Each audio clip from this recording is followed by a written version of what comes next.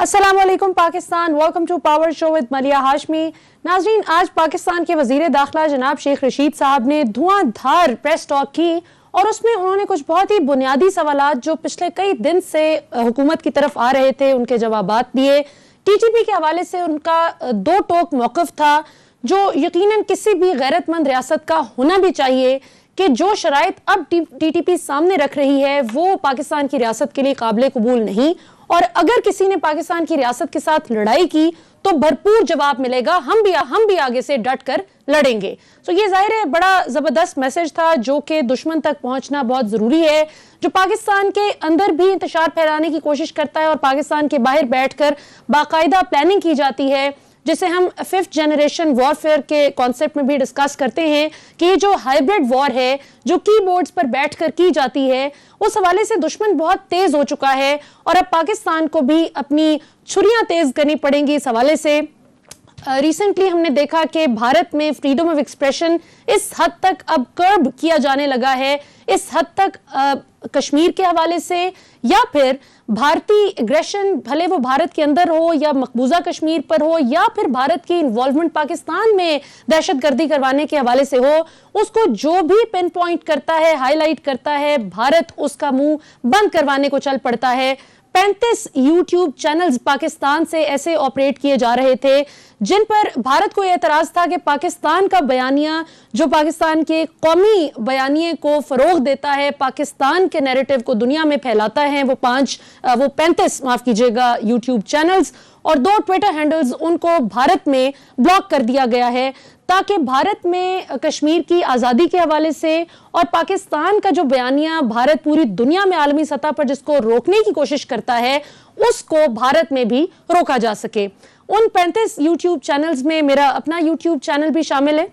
अगरचे कभी भी कोई बहुत काबिल एतराज़ गुफ्तगू, कभी भी कोई सख्त बात, भले वो अपना टीवी प्रोग्राम हो या फिर यूट्यूब चैनल पर मेरी गुफ्तगू हो, कभी भी मोदी या उनकी हुकूमत को सिवाय एक्सपोज करने के जो वो एग्रेशन करते हैं, इन्फ्लिक्ट करते हैं कश्मीरियों पर, भारत के अंदर जो बेचारे सिख कम्युनिटी, क्रिश्चियंस हैं, मुसलमान हैं, जो उनके मुजालिम का निशाना बन रहे हैं, उनको एक्सपोज करने के अलावा कभी कोई ऐसी बात नहीं की जो कि यूट्यूब के कोड ऑफ कॉन्डक्ट के खिलाफ हो।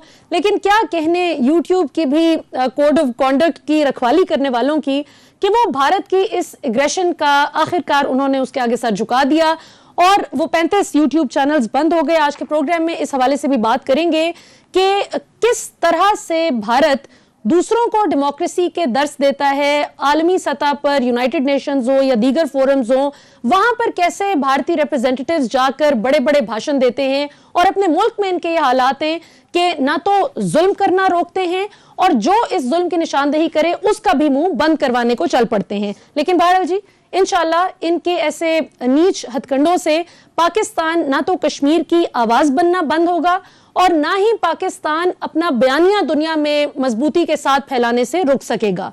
तो ये मोदी सरकार, ये जो टेलीप्रॉम्प्टर सरकार के नाम से आजकल मशहूर हो गए हैं क्योंकि पर्ची देखते देखते जो पढ़ने की उनकी भी आदत है, टेलीप्रॉम्प्टर खराब हुआ तो मोदी सरकार की तकरीर में ही वक्फा आ गया। इसके अलावा बात करेंगे जनूबी पंजाब के हवाले से। शाह महमूद कुरैशी साहब ने हुकूमत का जो बयानिया लेकर वो चल रहे हैं और उन्होंने आपसे ताउन की अपील की है कि हुकूमत का साथ दें जनूबी पंजाब सूबा बनाने में। इस पर एहसन इकबाल साहब का ये कहना था कि ये महज एक पॉलिटिकल स्टंट है जो वो पुल कर रहे हैं। अगर हुकूमत इतनी ही संजीदा है जनूबी पंजाब का सूबा बनाने के हवाले से तो इमरान खान साहब खुद क्यों नहीं शहबाज शरीफ साहब से बात करते कि हमें इस सूबे पर कोई पेशरफ्त करनी चाहिए इसको बनाने के हवाले से। अब इस तनकीद में कितना सब्सटेंस है, इस हवाले से भी आज के पैनलिस्ट से जानने की कोशिश करेंगे और इसके अलावा भी एक दो इंटरेस्टिंग पॉलिटिकल डेवलपमेंट्स हैं, उन पर भी बात करेंगे। हमें स्काइप पर ज्वाइन कर रहे हैं पाकिस्तान के मायानाज सुप्रीम कोर्ट लॉयर जनाब एडवोकेट अजहर सिद्दीक साहब और उनके साथ हमें ज्वाइन कर रहे हैं ब्रिगेडियर रिटायर्ड हारिस नवाज साहब। दोनों पाकिस्तान की सियासत पर बहुत गहरी नजर रखते हैं। ब्रिगेडियर साहब, आपसे गुफ्तगू का सिलसिला शुरू करते हैं। ये जो 5th जनरेशन वॉरफेयर है, जो हाइब्रिड वॉर है, जिसमें जाहिर है कि पाकिस्तान के कंस्ट्रक्टिव रोल से इस हद तक भारत अब खौफजदा हो चुका है कि वो अपने मुल्क में पाकिस्तानी यूट्यूब चैनल्स की बंदिश पर आ गया है। क्या कहेंगे इस हवाले से? पाकिस्तान की रियासत की क्या तैयारी आपको लगती है इनसे मुकाबला करने के हवाले से?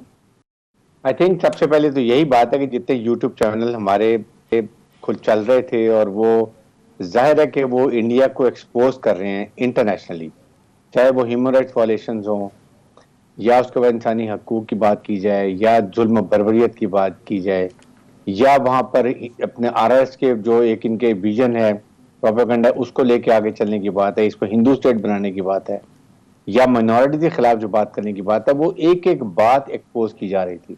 और मुझे बड़ी खुशी है कि इस वक्त इंडिया को हमारे चैनल वो इतना अच्छा काम कर रहे थे जिन्होंने इसको तकलीफ पहुंचाई और इस कनिंग और दहशतगर्द और जिसके हाथ गुजरात के मुसलमानों के हाथ से रंगे हुए हैं खून से, इसको ये मजबूरन ये चैनल बंद करने पड़े। I think I would praise our social media जो इस वक्त बहुत अच्छा काम कर रहा है, वरना दे वर यूज्ड के ये अपना काम करते थे अपना। आपको पता है EU डिसइंफॉर्मेशन लैब की बात करें या और कितने वेबसाइट बना रखी थी वो एक्सपोज हो गई हैं। तो इस वक्त अब इनको ये तकलीफ हुई है, मीन्स के पाकिस्तान का सोशल मीडिया, पाकिस्तान की जो ये मीडिया कैंपेन है ये बहुत कामयाब रही और इनको अल्टीमेटली ये चैनल बंद करने पड़े और जिसमें आपका भी चैनल शामिल है। साथ ही साथ बात ये कि इनको देखेंगे ये कितना पाकिस्तान में हाइब्रिड वॉर का अटैक इन्होंने किया हुआ है, अब से नहीं 4-5 साल से पाकिस्तान में अटैक, चाहे आप स्टॉक एक्सचेंज की बात करें, चाइनीज एम्बेसी की बात करें, कहाँ से लिंकेजेस पकड़े जाते हैं। उसके बाद अभी भी जो ये कुछ हो रहा है इस्लामाबाद में हुआ है, लाहौर में हुआ है, उससे पहले अगर याद लाहौर में धमाका हुआ था जिसमें मौलाना वो हाफिज साहब के घर के नजदीक हो गया था, वो सारी चीजों के और फिर हमने 2+2 करके एक एक इंफॉर्मेशन बताई कि कैसे इन्होंने किया, कहाँ से लिंकेज हुए, कौन कौन पकड़े गए और सब ने वो बक भी दिया। और इसी तरह अभी भी ये जो लाहौर में इंसिडेंट हुआ इस्लामाबाद में, वो उन्होंने काफी हद तक कामयाबी हासिल कर ली है, उस पर भी इनको एक्सपोज किया जाएगा। प्रॉब्लम ये है कि इनको दुनिया को मालूम है कि कैसे ये पाकिस्तान में टेररिज्म कर रहे हैं, कैसे ये मनी लॉन्ड्रिंग कर रहे हैं, कैसे इन्होंने पॉलिटिकली इन्फ्लुएंस इस्तेमाल कर FATF में पाकिस्तान का नाम डाला, जबकि सबसे बड़ा deserving candidate to put on the black list of FATF is India. तो आई थिंक इसको हम देखें तो इस वक्त इंडिया को दुनिया में, आपके सामने अभी इंग्लैंड में जो लॉयर फर्म है उन्होंने भी इनके खिलाफ बहुत बड़ी कार्रवाई की है कि जी उनके लोगों को अरेस्ट किया जाए, क्रिमिनल एक्टिविटीज के अंदर उसको बंद किया जाए।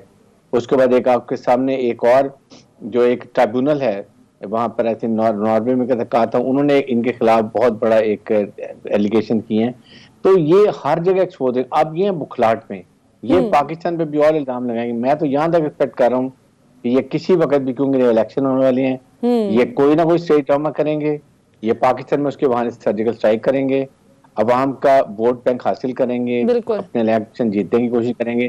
तो आई एम श्योर कि हुकूमत पाकिस्तान सिक्योरिटी फोर्सेस के लिए तैयार हो रही है। बिल्कुल सही।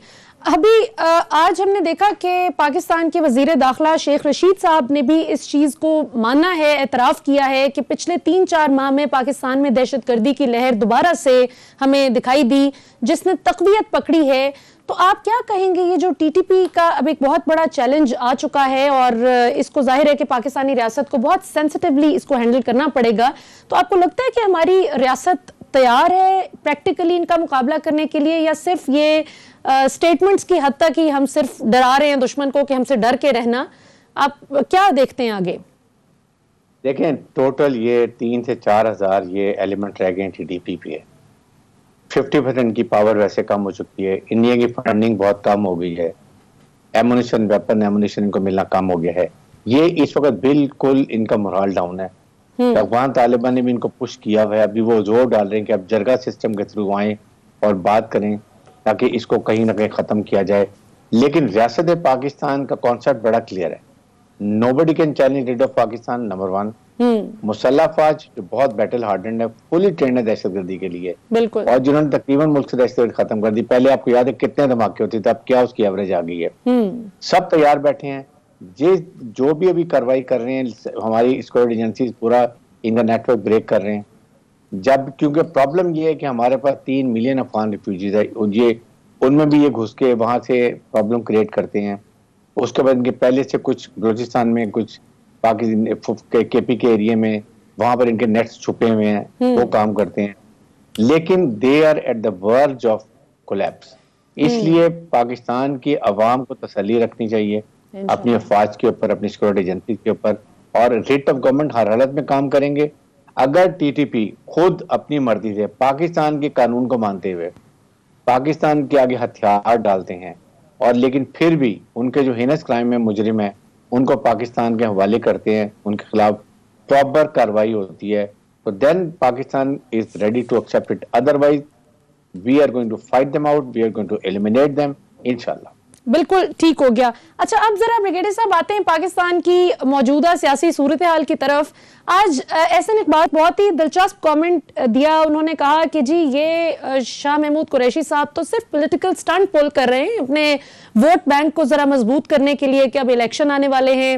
ظاہر ہے جنوبی پنجاب کا وعدہ کر کے آئے تھے 2018 میں پاور میں, اس لیے وہ یہ بات کر رہے ہیں کہ جی اپوزیشن ہمارا ساتھ دے, تعاون کرے ہمارے ساتھ جنوبی پنجاب بنانے میں. یہ کوئی سنجیدہ نہیں, اگر سنجیدہ ہوتے تو عمران خان صاحب شہباز شریف صاحب سے بات کرتے, وہ ذرا سینئر لیول پہ بات ہوتی.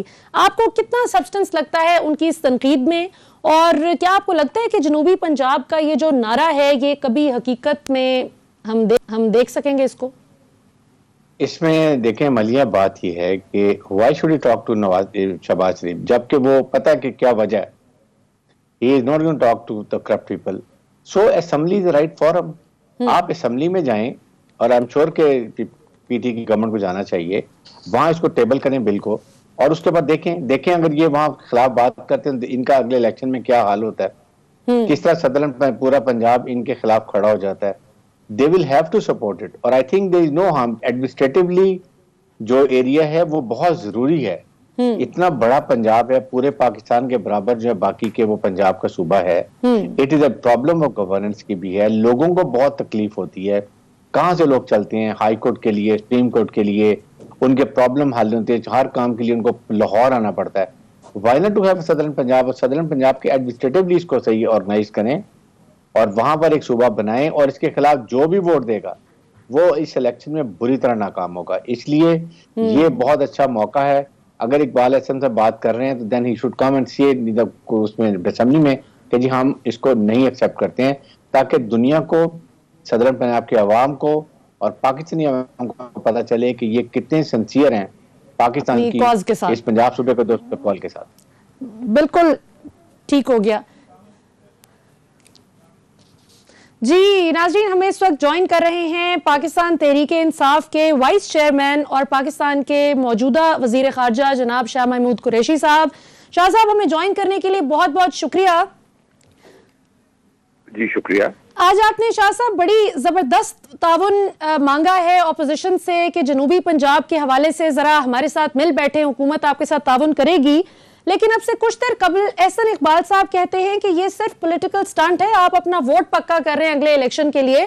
اگر آپ کی حکومت سنجیدہ ہوتی تو عمران خان صاحب شہباز شریف صاحب سے بات کرتے اس حوالے سے. Your take on that. خدا گواہ ہے یہ سٹنٹ نہیں ہے, یہ دیانتدارانہ کوشش ہے, یہ دلیلہ مطالبہ ہے, ہمارے منشور کا حصہ ہے. ہم اس کو عملی جامہ پہنانا چاہتے ہیں. جو انتظامی اقدامات ہم اٹھا سکتے تھے ہم نے اٹھا لیے ہیں. اب آئینی ترمیم کے لیے ہمارے پاس اکثریت 2/3 نہیں ہے, اس میں ہمیں ان کی مدد درکار ہے اور اس مدد کے ہم طلبگار ہیں. اب کس کو خط لکھا ہے, دیکھیے ان کی قیادت کے جو ذمہ دار ہیں, جو نون کے صدر ہیں, جو پیپلز پارٹی کے چیئر پرسن ہیں, انہی کو لکھنا تھا نا. یہ قطع نظر اس کے کہ کس نے, دیکھیے اگر میں نے خط لکھا ہے تو وہ پارٹی کے چیئرمین اور پارٹی کے منشور کے مطابق لکھا ہے. تو آپ ہمارا منشور کا مطالعہ کر لیں. اگر منشور میں ہم نے یہ باتیں کی تھی اور ان باتوں پر ہم نے لوگوں سے مینڈیٹ لیا تھا, تو یہ تنگ نظری ہے, اس سے بالا ہو جائیے اور دیکھیے آپ پیڑ مت گنیے, آم کھانے کی کوشش کیجیے. بالکل ٹھیک. شاہ صاحب یہ مودی سرکار اب بہت ہی انسیکیور ہو گئے, انہوں نے پاکستان کے 35 یوٹیوب چینلز بین کر دیے ہیں بھارت میں, سمیت میرے یوٹیوب چینل کے بھی. کس طرح سے آپ اس کو دیکھتے ہیں, اور پاکستان کی ریاست اپنی آزادی رائے دہی کے حق کے لیے کس طرح سے اس کو فائٹ کرنے کی حکمت عملی بنا سکتی ہے؟ دیکھیے جو اس وقت ہندوستان کی سرکار ہے وہ بے پناہ دباؤ میں آ چکی ہے. آج آپ دیکھ رہے ہیں کہ برطانیہ میں ایک لا فرم نے ایک پٹیشن ڈالی ہے جس میں وہ کہہ رہے ہیں کہ ہندوستان جینوسائیڈ کی طرف بڑھ رہا ہے، اور وہ کہہ رہے ہیں ان کے آرمی چیف کو، ان کے ہوم منسٹر کو کٹہرے میں کھڑا کیا جائے۔ آج دنیا کہہ رہی ہے، ہیومن رائٹس باڈیز کہہ رہی ہیں، ہیومن رائٹس کاؤنسل کہہ رہی ہے کہ ہمیں بے پناہ تشویش ہے جو انسانی حقوق کو جس طرح پامال کیا جا رہا ہے۔ آج کیفیت یہ ہے کہ جو ریلیجیس فریڈم کے لوگ ہیں جو بات کرتے ہیں امریکہ میں، وہ کہہ رہے ہیں کہ جو اقلیتیں ہیں، چاہے مسلم ہوں، چاہے سکھ ہوں، چاہے دالت ہوں، چاہے آپ کا بھلا ہو یہ ہمارے کرسچن بھائی ہوں، وہ سب دباؤ کا شکار دکھائی دے رہے ہیں۔ اسلاموفوبیا آن دا رائز ہے۔ وہ کہہ رہے ہیں ہندوستان کا جو نقشہ جو ہے اور جو سیاسی نقشہ ہے وہ ایک سیکولر اسٹیٹ سے ایک ہندو راشٹرا کی طرف بڑھ رہا ہے۔ ہندوتوا کا جو فلسفہ ہے وہ غالب آ چکا ہے، اور گاندھی کی اور نہرو کی سوچ جو ہے وہ دب گئی ہے۔ آج ہندوستان کے اندر سے آوازیں اٹھ رہی ہیں، تو اب یہ جب لوگ تسلیم کرنا شروع کر دیں، جب یورپین یونین میں بات شروع ہو جائے، جب یو ایس کانگریس میں بات شروع ہو جائے، جب ہاؤس آف کامنز میں گفتگو کا آغاز ہو جائے، تو پھر ان کو اس قسم کی قدغنیں لگانے کی ضرورت پڑ جاتی ہے۔ لیکن آج کے زمانے میں میڈیا کو گیگ کرنا ناممکن ہے۔ بالکل بالکل شاہ صاحب، بالکل درست۔ اور آخری سوال شاہ صاحب ٹی ٹی پی کے حوالے سے پوچھنا چاہوں گی۔ پچھلے کئی دن سے آپ کے مخالفین اس پر بہت تنقید کر رہے تھے کہ جیسے شاید بیک ڈور رابطے ٹی ٹی پی سے حکومت کرنا چاہ رہی ہے۔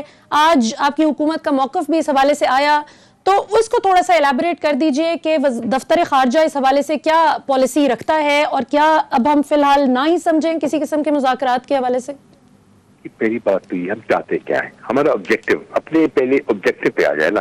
ہمارا آبجیکٹو ہے کہ ہمارا ملک، ہمارا خطہ، ہمارا ہمسایہ افغانستان پرامن بھی ہو، مستحکم بھی ہو، ٹھیک ہے؟ یہ ہمارا آبجیکٹو ہے۔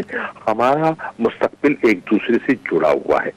ہم دونوں اس بات پر متفق ہیں کہ افغانستان کی سرزمین ہمارے خلاف استعمال نہیں ہونی چاہیے، اور ہماری سرزمین ان کے خلاف استعمال نہیں ہونی چاہیے، اس پر بھی اتفاق ہے۔ اب کوئی تنظیم، چاہے وہ ٹی ٹی پی ہے، چاہے وہ داعش ہے، القاعدہ ہے، جو بھی ہے، اگر وہ تجاوز کرتے ہیں تو ہمیں دفاع کا حق پہنچتا ہے۔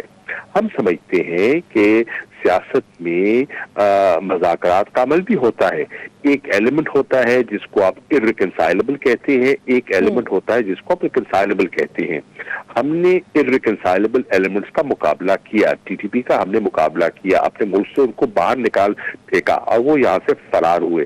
اب وہ آ کر دہشت گردی کے واقعات اگر کرتے ہیں تو ہم مقابلے کی صلاحیت بھی رکھتے ہیں، اور اگر وہ اپنے فیصلوں پر نظر ثانی کرنے کی ان میں اگر سوچ ہے تو ہم فراخ دلی کا مظاہرہ بھی کر سکتے ہیں، جانتے ہوئے کہ ہم پر کتنی ضرب لگی ہے، جانتے ہوئے کہ کتنے ہمارے معصوم بچے اور ہمارا ملک متاثر ہوا ہے۔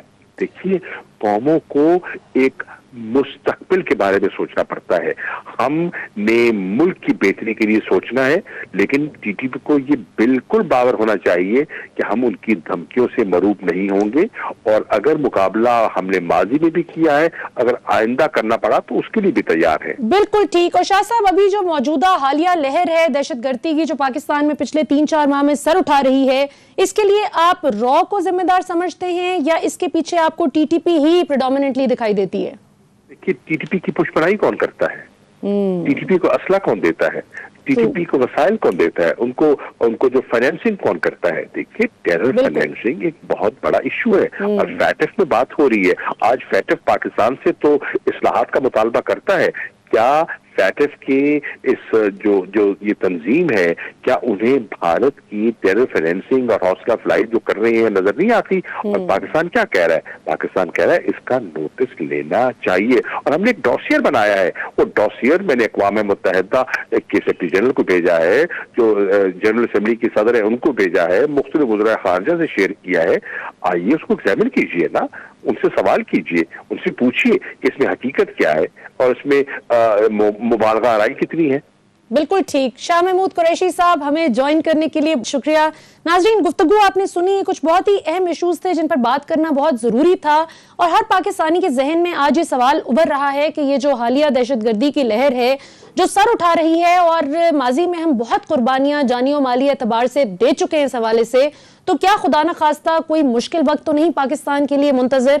लेकिन इंशाल्लाह हमारी रियासत की तैयारी से और हुकूमत के अज़्म से ये लगता है कि अगर कोई हम पर एक कदम आगे बढ़ने की कोशिश करेगा तो हम 10 कदम आगे बढ़कर उसका मुंह तोड़ जवाब देंगे इंशाल्लाह। यहाँ पर वक्त हो एक शॉर्ट कमर्शियल ब्रेक का। ब्रेक से वापस आएंगे तो अपने पैनलिस्ट से गुफ्तगू के सिलसिले को आगे बढ़ाएंगे। See you after short break.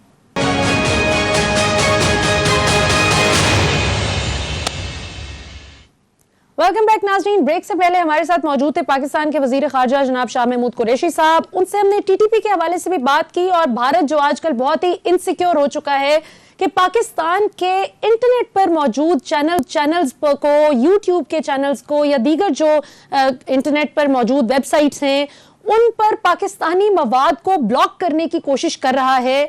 सो ये एक तरह से भारत को शिकस्त जैसे वो अब तस्लीम कर चुका है, और अब बड़ा ही हमें वो बैकफुट पर नजर आता है।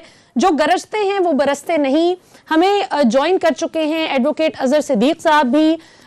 शाहजी से पहले हम बात कर रहे थे ब्रिगेडियर हारिस नवाज साहब से इस हवाले से, और अब जरा यही सवाल हम अजहर सिद्दीक साहब के सामने भी रखेंगे। आप चूंकि एडवोकेट हैं, सुप्रीम कोर्ट के, पाकिस्तान के लीगल सिस्टम को भी बड़ा अच्छा समझते हैं, और आलमी सतह पर भी आप जानते हैं कि कैसे लीगल फ्रेमवर्क में कामयाबी हासिल की जा सकती है।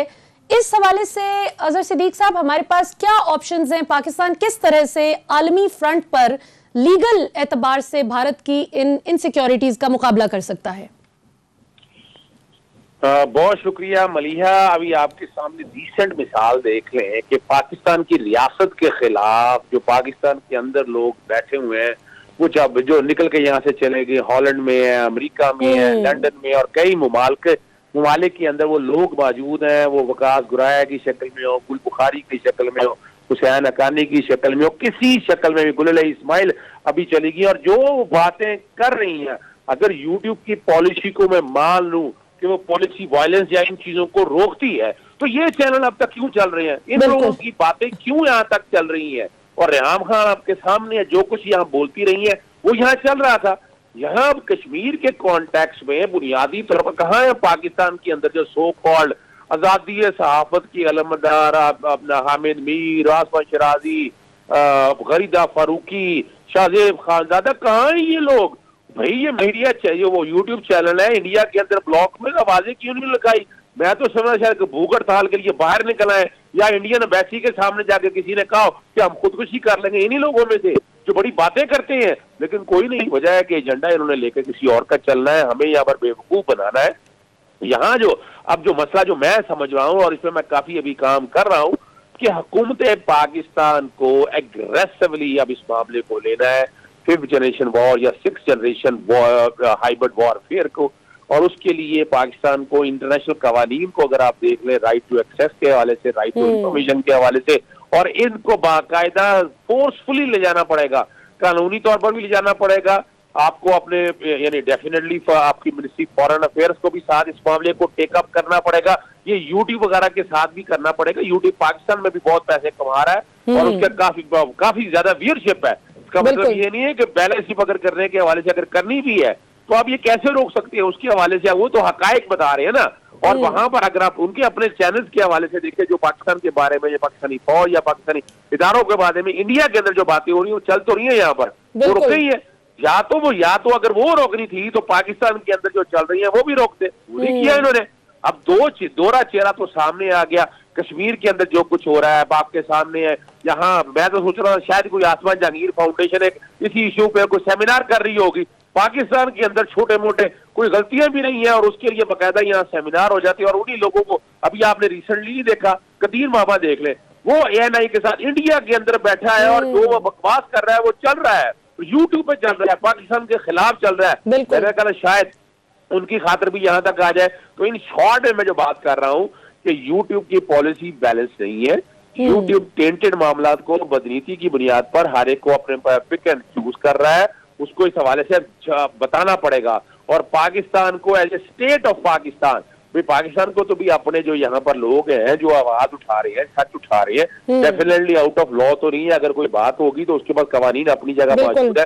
पाकिस्तान को इस मामले को बड़ा फोर्सफुली उठाना है, डेफिनेटली एट यूएनओ के लेवल पे उठाना पड़े, लेकिन अगर आप यूट्यूब के मैनेजमेंट तक भी उठाएंगे तो वो मजबूर हो जाएंगे इन चैनल्स को चलाने के लिए, और आपको बड़ा क्लियरली आना पड़ा थ्रेड। और अगर ये करना चाहते हैं तो फिर जो पाकिस्तान के बाहर बैठे, जो पाकिस्तान के बारे में बंद करें, वो भी बंद करें सारे, वहां वो क्यों चल रहे हैं वहां पर? और वो तो सरासर मिस इन्फॉर्मेशन कैंपेन है ना जी। हम तो कश्मीर के हवाले से जो भारत की एट्रोसिटीज हैं, जो जुल्म और तशद्दुद की दास्तानें कश्मीर में रकम हो रही हैं, भारत के अपने अंदर जो रकम हो रही हैं, बेचारे माइनॉरिटीज के साथ जो सलूक किया जा रहा है, क्रिश्चियंस हों, सिख हों, मुसलमान बल्कि माइनॉरिटी में भी नहीं आते, जो उनके साथ बुरा सलूक किया जा रहा है, हम तो सिर्फ उस पर बात करते हैं और बहुत ही तहजीब के दायरे में रहकर, लेकिन उनको वो भी काबिल कबूल नहीं था।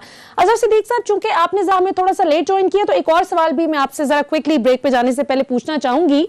ये जो राना शमीम साहब पर अब ये फर्द जुर्म आयद हो गई है और इस पर कई लोग बहुत ही तज़हीक आमेज अंदाज में बात कर रहे हैं कि ये तो बस ये ऐसे ही सिर्फ कुछ लोगों को सियासी फायदा देने के लिए जैसे फैसला आ गया, और कुछ लोग कहते हैं, बल्कि मेजॉरिटी कहती है कि फैसला बिल्कुल मेरिट पर आया।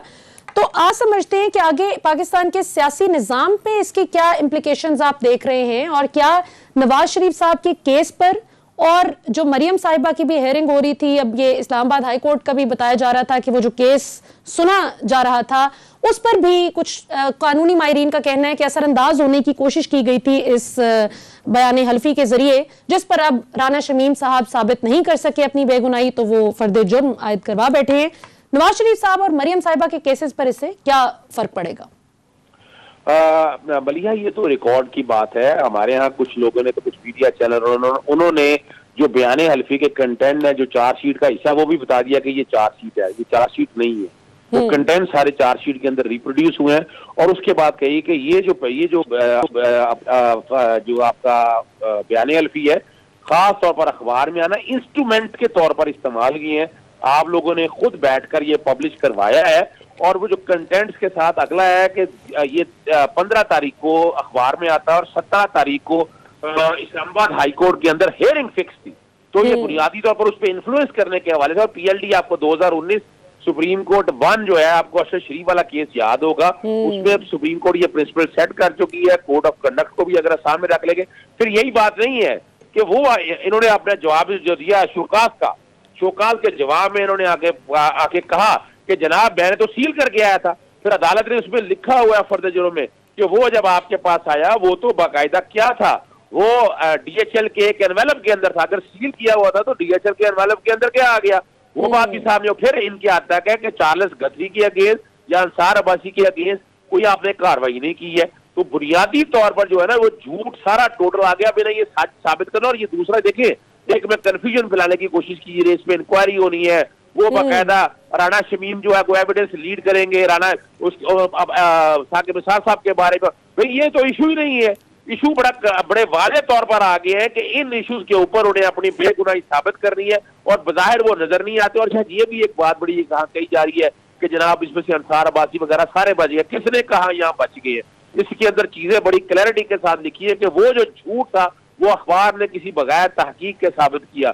अब यहाँ पर राना शमीम को ये साबित करना पड़ेगा कि अखबार ने अपने तय किया। अगर अपने तय किया तो फिर अखबार के ऊपर सारा ओनस आ जाएगा, क्योंकि अभी अपना राना शमीम ने ओनस अपने ऊपर ले लिया था। अब इन्हें एस्टैब्लिश करना पड़ेगा। नहीं आएगा तो फिर अल्टीमेटली जो है ना, देखिए वो बातें तो बड़ी आपको भी पता है, हमें भी पता है कि ये एक ही ग्रुप के सामने मामला आया। अजहर सिद्दीक साहब, ये सारा ओनस तो मुझे याद है कि जब ये हेयरिंग हुई थी तो अंसार अब्बासी साहब ने कैटेगोरिकली कह दिया था कि ये इनकी जिम्मेदारी है, मेरा काम तो सिर्फ खबर देना था।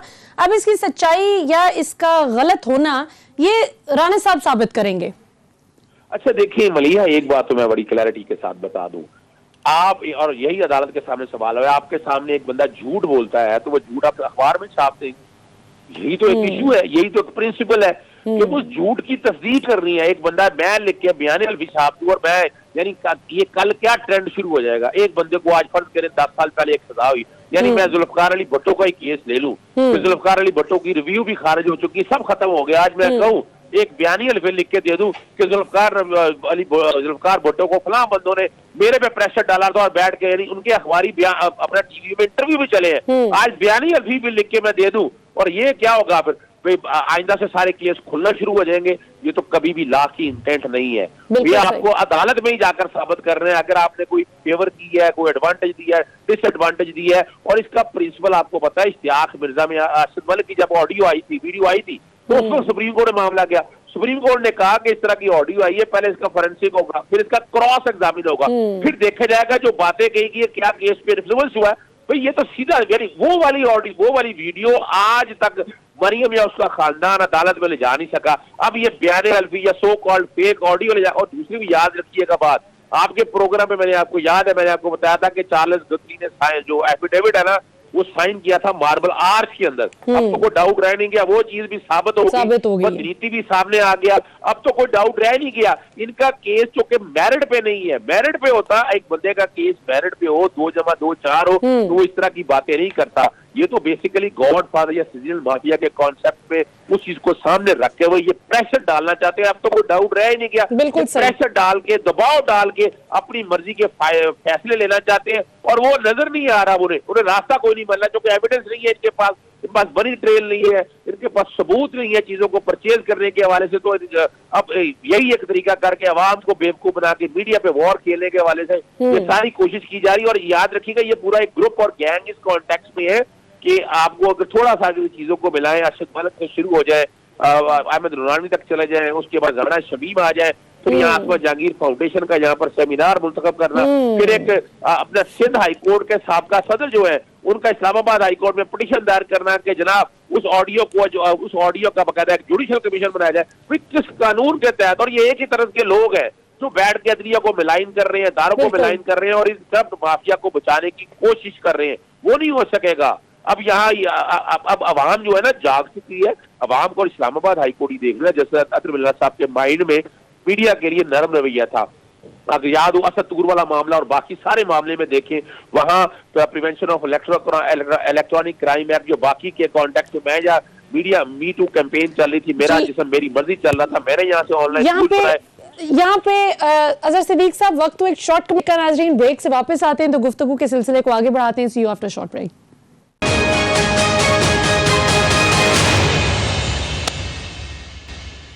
ویلکم بیک ناظرین, ہمارے ساتھ موجود ہیں پاکستان کی سپریم کورٹ کے بہت ہی مایہ ناز وکیل جناب ایڈوکیٹ اظہر صدیق صاحب. ایک بہت ہی دلچسپ ڈیولپمنٹ ہوئی ہے جی, عائشہ اے ملک جسٹس صاحبہ پاکستان کی سپریم کورٹ کی پہلی خاتون جج کے طور پر آ رہی ہیں, اور ماشاءاللہ یہ پہلی ایسی خاتون جج ہیں جن کی پروموشن اس لیول پہ ہوئی ہے.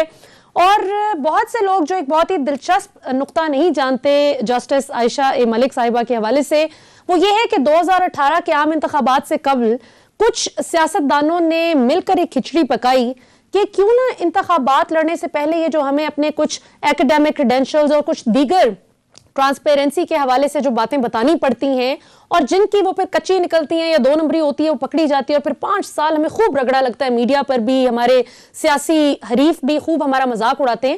تو کیوں نہ ایکیڈیمک کریڈینشلز کو اور یہ دیگر کچھ معاملات کو اڑا ہی دیا جائے اس فارم میں سے. عائشہ اے ملک صاحبہ وہ واحد خاتون تھیں, خاتون کیا بلکہ جینڈر سے ارسپیکٹو ہو کے بات کرتے ہیں کہ واحد ایسی ہماری قانون دان تھیں کہ جنہوں نے یہ سٹینڈ لیا, بڑا فرم سٹینڈ ان جج صاحبہ نے لیا کہ یہ نہیں ہوگا. اور اس چیز کو یہ اظہر صدیق صاحب سے بھی ہم کہیں گے کہ ذرا مزید اس پر عوام کو الیبوریٹ کریں کہ اس وجہ سے پاکستان کا پارلیمانی نظام مضبوط ہوا کہ 1-2 نمبری جو کچھ سیاستدانوں نے کرنے کی کوشش کی اس کو انہوں نے روکا. سو ان کے ماضی کو اگر if we keep track record in view تو ہمیں بڑی روشن امید ہے ان سے کہ انشاءاللہ اور بھی اچھے وہ اقدامات کریں گی بطور سپریم کورٹ جج. اظہر صدیق صاحب, آپ بہت حامی تھے کہ عائشہ ملک صاحبہ کو آگے آنا چاہیے, اور بہت کم لوگ جو ان کو سپورٹ کر رہے تھے آپ کی فریٹرنیٹی میں, آپ ان کم لوگوں میں سے ایک تھے. تو پہلے تو یہ بتائیے کہ جو لوگ ان پر تنقید کر رہے تھے, جو آپ بہت مبارکیں دے رہے ہیں اور پہلے ان کی زور و شور سے مخالفت کر رہے تھے, وہ کیوں کر رہے تھے, ان کے پاس کیا توجیہ تھی اس مخالفت کی؟ اور دوسرا یہ کہ یہ جو انہوں نے بڑی زبردست ایک سٹیپ لیا تھا جو سیاستدانوں کو اس 2 نمبری سے روک دیا تھا, اس حوالے سے بھی ہمیں بریف کیجئے. मलिहा जो बात समझने वाली है कि जस्टिस आयशा मलिक जैसे ही ये लाहौर हाईकोर्ट की जज तैनात हुई थी, तो हमारे अंदर ही मौजूद एक ऐसा ग्रुप जो औरतों को आगे नहीं देना चाहता था, वो याद रखिएगा वो एक्सट्रीमिस्ट लोग हैं, वो चाहे मैं नाम तो नहीं लेना चाहूंगा, जमीयत उलमा इस्लाम या इस तरह के लोग, वो सारे उन्होंने पहले दिन से इनकी बतौर जज तैनाती की मुखालफत की। तो मैं उस वक्त भी खड़ा हुआ था कि एक वकील, एक औरत जज के तौर पर आई है, हमें सपोर्ट करना चाहिए और आगे चलना चाहिए। फिर इनका ट्रैक रिकॉर्ड बड़ा जबरदस्त है। काबिल कितनी है माशाल्लाह, वो इतनी काबिलें बाहर से पड़ी हुई हैं और इमेजिन कर ले, इनके लिए जहां भी जज वकील जो केस प्लीड करने के लिए जाते हैं, अजहर सिद्दीक की भी उतनी अहमियत है जितने आम वकील की या जितने एतजाज हसन की। इसमें कोई डिस्क्रिमिनेशन का ऐसा एलिमेंट ही कोई नहीं है और मेरिट पे केस सुनती रहेंगी। इन्होंने कोई प्रेशर लेने की कोशिश नहीं की है।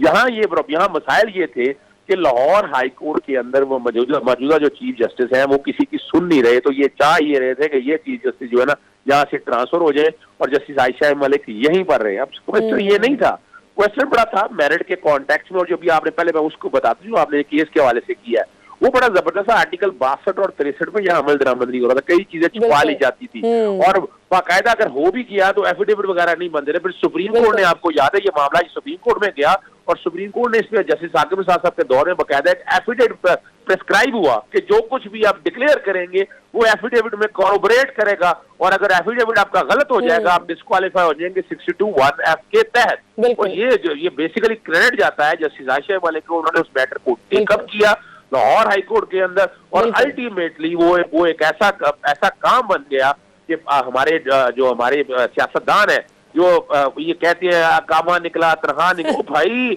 ये क्वेश्चन है डिक्लेरेशन का, सच बोलने का। जब आप झूठ बोल रहे हैं, मिसाल के तौर पर आप ये कहा जाता है, कभी हमारी बार में से कुछ लोग निकल के आगे ना प्रेसिडेंट वगैरह के, जी हम 62(1)(f) को सामने रखते हैं, ये परमानेंट डिस्क्वालिफिकेशन नहीं है।